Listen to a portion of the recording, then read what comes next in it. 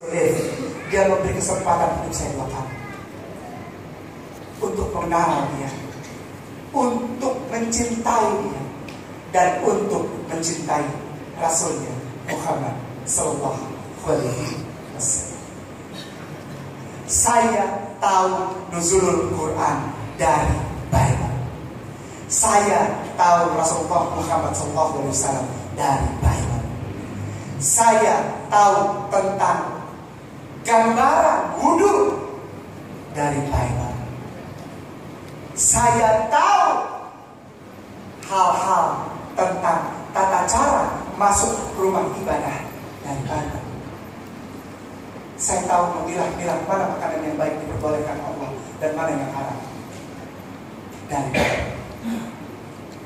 Dan ketika semua itu saya tetapkan di hati saya untuk saya lakukan, maka keberadaan saya di sini, di tanah airku ini, di republik yang saya cintai, mengantarkan saya, jika saya melakukan hal-hal demikian, maka saya adalah seorang Muslim. Ketika saya mengikuti tatanan yang ada di kitab saya yang dahulu, maka saya tentu saja akan menjadi seorang Muslim. Saya mengikuti tatanan yang ada di kitab suci yang dipercaya ada sebelum Al-Quranul Karim. Dan ketika saya melakukan hal itu, maka gambaran orang nyata bahwa orang ini adalah orang Muslim. Ketika saya melakukan apa yang tertulis dan harus dilakukan oleh orang-orang yang percaya kepada kita sebelum Al-Quran, lalu saya pikir ini berarti ada link, ada mata rantai yang tidak bisa diputus oleh kekuatan manusia, kekuatan manapun. Karena mata rantai itu yang menurunkan adalah pencipta segala, namanya Allah Subhanahu wa Ta'ala. Ketika dia bilang A di dalam Bible, ketika dia bilang A di dalam Torah, ketika dia bilang A di dalam Injil, maka itu akan tetap jadi A di dalam Al-Quranul Karim.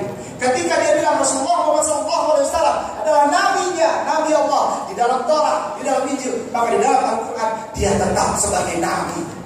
Ketika dia bilang seseorang, engkau nabiku, sejak zaman kitab Kejadian, Keluaran, Imamat, Bilangan, Ulangan, para nabi semua sampai Maryam, Matius, Markus, Lukas, Yohanes sampai Wahyu, maka dia akan tetap menjadi nabi sampai Al-Quranul Karim memantapkan hal itu, menyempurnakan hal itu, dan memastikan hal itu dalam ayat sucinya bahwa orang itu adalah Nabi Allah. Karena ini adalah pernyataan legalitas tentang keberadaan seorang nabi. Ini adalah legalitas tentang kebenaran tata cara beribadah kepada penciptamu dan penciptaku. Al-Quranul Karim adalah legalitas pembenaran kepada yang benar, pembenaran kepada yang memang turun dari Allah. Tapi maaf, Al-Quranul Karim juga menjadi judgment, menjadi penghakiman, menjadi pernyataan yang benar bahwa ada hal-hal yang tidak sama dengan Al-Quran. Dan hal-hal tersebut, maaf, tidak bisa dibilang atau disebut kebenaran. Oleh sebab itu, saudaraku, bapak ibu, jemaah maksud aku sudah bapak yang disayangi Allah, alangkah berbahagia bapak ibu semua bisa tidur di masjid, bisa beribadah di masjid. Jangan yang gratis lah, bisa kayak gak apa-apa kan, biasa gitu lah, gitu kan, kadang-kadang sekarang. Oh, kita belum capek gitu lah, puasa gitu lah, kebanyakan lah. Dia nggak tahu bahwa loh itu artinya bilah batu. Loh, kalau kita percaya ada 2 loh batu, itu beratnya 1 loh batu, 1 bilah batu itu, 1 lempengan batu itu beratnya itu yang paling ringan itu 25 kilo. Jadi kalau dia bilang loh 8 kali, dia 900 kilo. Mana aja loh? Dan gimana sih loh itu loh terus berat hidupnya. Karena menanggung beban 25 kilo satu kata. Bapak Ibu, jemaah masyarakat sudah bapak yang disayangi Allah Subhanahu wa Ta'ala. Ketika saya belajar membaca Al-Quran, saya dikasih buku Iqra. Itu sama seperti anak kecil. Lalu saya mulai ogah-ogahan. Dan saya sampai di rumah kakak ipar saya. Kita tinggal di Cibubur. Jadi setiap kali saya kesini, setiap hari Sabtu atau hari Minggu atau kedua-duanya, atau hari Sabtu Minggu, kita ngumpul di lantai 4 dulu di gedung Fatahillah, sekarang di rumah sehat. Saya naik motor dari Cibubur sini. Saya mengajar di Cilengsi, jadi kalau dari sekolah saya kesini, ya berarti tambah jauh karena Cilengsi lebih jauh dari Cibubur. Untuk belajar, lalu mulai sombong ketika Iqra 3. Mulai coba-coba ke Al-Quran. Lalu saya bilang, sampai jangan buru-buru ya, sampai Iqra. Dan ketika di rumah kakak ipar saya, itu kakak ipar saya punya anak 3 dan 2 diantaranya sekolah di sekolah Muslim. Yang satu yang paling besar perempuan, yang satu lagi yang kecil laki-laki. Yang perempuan ini yang paling besar. Ketika saya membacakan satu ayat atau belajar membaca ayat suci Al-Quran, itu salah. Itu dia tegas, dia langsung sampai langsung, oh salah. Bunyi itu gak gitu, tahu gak sih? Dan saya malu sekali karena saya sudah tua. Dan yang marahin saya anak-anak SD waktu itu baru kelas 3, 14 dan dia marahin saya di depan mertua, di depan kakak ipar dan saudara semua. Dan mereka cuma gini, Hasan Amr, tahu sih. Ada rules yang harus diikuti di dalam Islam. Islam teratur. Islam tidak teratur. Islam itu teratur karena Allahnya teratur, memberikan ayat suci Al-Quran yang sangat berfaedah itu dengan keteraturan. Duduk walaupun belum sholat, safnya rapi, tidurnya rapi. Ada yang diem aja. Orang bilang ini rapi dan tekun sekali mendengarkan itu. Orang sedang tausiah. Dilihat dia sedang memejamkan mata sambil duduk, lalu ditegur sama sebelah.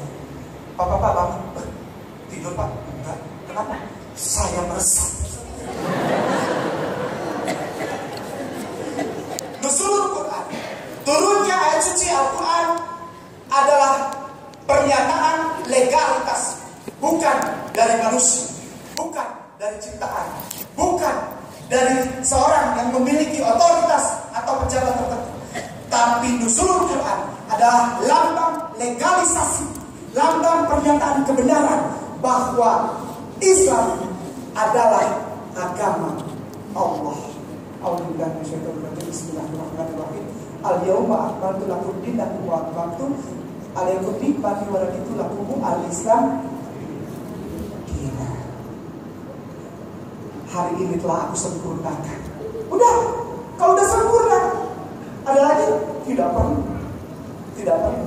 Ketika tesis saya diterima dan saya selesai, oh alangkah senangnya saya, karena saya telah sempurna mengikuti pelajaran sehingga saya boleh menerima gelar tersebut. Kalau sesuatu yang sudah sempurna, buat apa diutak-utik lagi? Kesempurnaan yang telah ada di dalam Al-Quran Karim ini dibuat dan difirmankan oleh sumber kesempurnaan. Buat apa kita ragu lagi? Syifa, obat.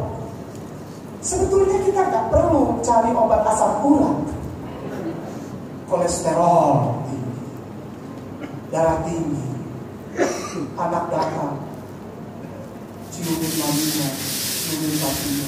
Kenapa? Mau minta izin. Kenapa mau minta izin? Aku mencintai seseorang, bolehkah aku menikah? Ya jangan dulu. Marah.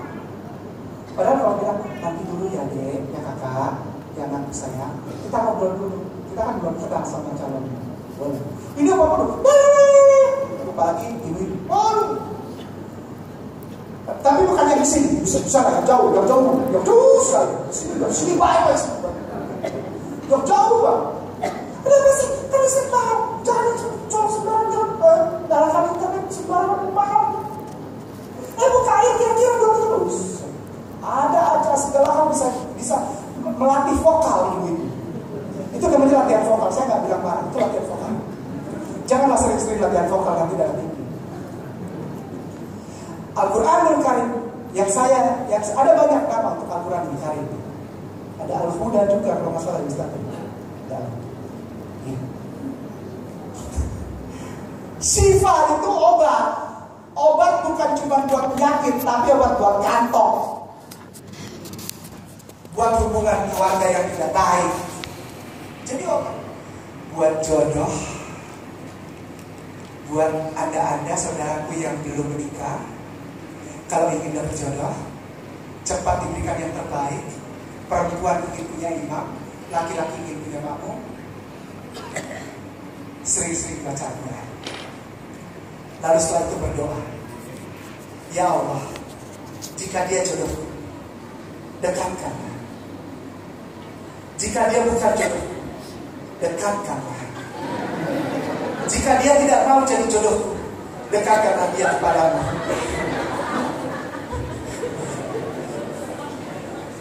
Nuzul Quran adalah lambang cinta kepada ciptaannya. Anda mau terima? Allah mencintai Anda dan memberkati Anda dengan segala kebutuhan Anda dicukupi. Anda tidak mau terima? Allah tidak rugi. Allah tidak akan rugi ketika jamaah Masjid Agung Sunda Kelapa tidak sholat, ketika dia tidak dirugikan sejarah pun. Seatom pun dia tidak rugi. Jemaah Masjid Agung Sunda Kelapa sholat, dia tidak diuntungkan. Satu atom pun dia tidak diuntungkan. Karena mau jemaah Masjid Agung Sunda Kelapa sholat, tidak sholat, puasa, tidak puasa, dia tetap Allah. Dia tetap Allah. Allahumma sholli ala sayyidina Muhammad wa ala ali sayyidina Muhammad. Salawat kepada Rasulullah. Maaf, ini tidak menguntungkan Rasulullah. Kita tidak mengucapkan salawat, dia tidak rugi. Karena dia Rasulullah, dia Nabi Allah. Lalu buat siapa? Buat kita. Buat keluarga kita. Buat suami atau istri kita. Buat anak kita. Buat orang tua kita. Buat negara kita. Buat DKI Jakarta kita. Semoga apa yang saya sampaikan bisa walaupun sedikit menjadi hal yang berguna bagi bapak-bapak, ibu-ibu jemaah Masjid Agung Sunda Kelapa yang saya hormati. Jika ada kesalahan itu berasal dari saya minta maaf, saya mohon maaf. Dan lebih daripada itu, saya bersama keluarga besar, saudara dari Paguyuban Mualaf Sunda Kelapa, mohon didoakan agar kami istiqomah, agar kami nggak macam-macam. Karena ternyata ada 28% untuk tahun 2012-2013 saja. Saudara-saudara kita yang mengucapkan syahadat ternyata kembali ke kepercayaannya yang lama, dan dia membawa keluarganya untuk ikut serta. Tolong doakan kami supaya tidak macam-macam. Kami para mualaf sedang menghadapi dan berada dalam tekanan yang sangat berat. Kaum muslimin mencurigai kami. Ada beberapa, tidak semua. Ada beberapa yang mencurigai kami. Sebelum kami menjadi Islam, saudara kami, kerabat kami yang imannya sudah tidak sama lagi dengan kami, membuang kami. Kami ada di tengah-tengah, kami tidak tahu mau kemana. Berilah kami dukung, berilah kami pengajaran, agar kami lebih lagi mencintai Rasulullah SAW, lebih lagi mencintai Allah Subhanahu wa Ta'ala. Wabillahi taufiq wal hidayah. Wassalamualaikum warahmatullahi wabarakatuh.